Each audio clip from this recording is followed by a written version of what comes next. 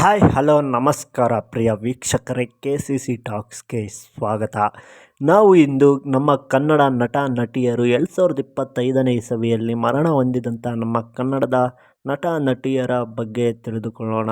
ಯಾರು 2025ರಲ್ಲಿ ಮರಣ ಹೊಂದಿದಂತಹ ನಟ ನಟಿಯರು ಎಂಬುದರ ಬಗ್ಗೆ ತಿಳಿಯೋಣ.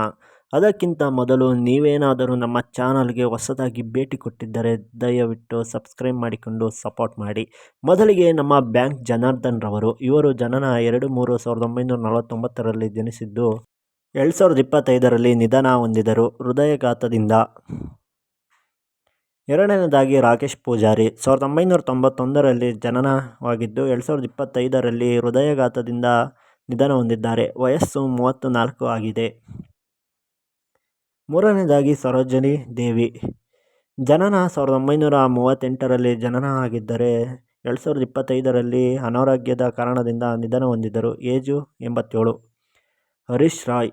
ಜನನ 1970ರಲ್ಲಿ ಜನಿಸಿದ್ದರೆ 2025ರಲ್ಲಿ ಕ್ಯಾನ್ಸರ್ನಿಂದಾಗಿ ನಿಧನ ಹೊಂದಿದ್ದಾರೆ. ಇವರ ವಯಸ್ಸು ಸರಿಸುಮಾರು 55. ಗಡ್ಡಪ್ಪ 1936ರಲ್ಲಿ ಜನನ ಹೊಂದಿದ್ದು 2025ರಲ್ಲಿ ಅನಾರೋಗ್ಯ ಕಾರಣದಿಂದ ಮರಣ ಹೊಂದಿದ್ದಾರೆ. ವಯಸ್ಸು 89. ಸರಿಗಮ ವಿಜಿ.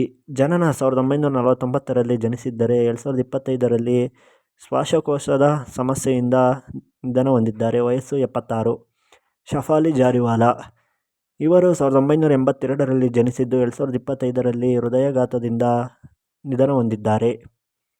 ರಾಜು ತಾಳಿಕೋಟೆ. ಇವರ ಜನನ 1963ರಲ್ಲಿ ಜನಿಸಿದ್ದು 2025ರಲ್ಲಿ ಹೃದಯಾಘಾತದಿಂದ ನಿಧನ ಹೊಂದಿದ್ದಾರೆ. ವಯಸ್ಸು 62. ದಿನೇಶ್ ಮಂಗಳೂರು.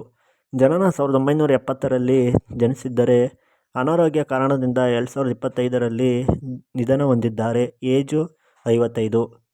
ಶ್ರೀಧರ್ ನಾಯಕ. ಜನನ 1976ರಲ್ಲಿ ಜನಿಸಿದ್ದರೆ 2025ರಲ್ಲಿ ನಿಧನ ಹೊಂದಿದ್ದಾರೆ. ಅನಾರೋಗ್ಯದ ಕಾರಣದಿಂದ ಇವರು ನಿಧನ ಹೊಂದಿದ್ದಾರೆ. ವಯಸ್ಸು 47.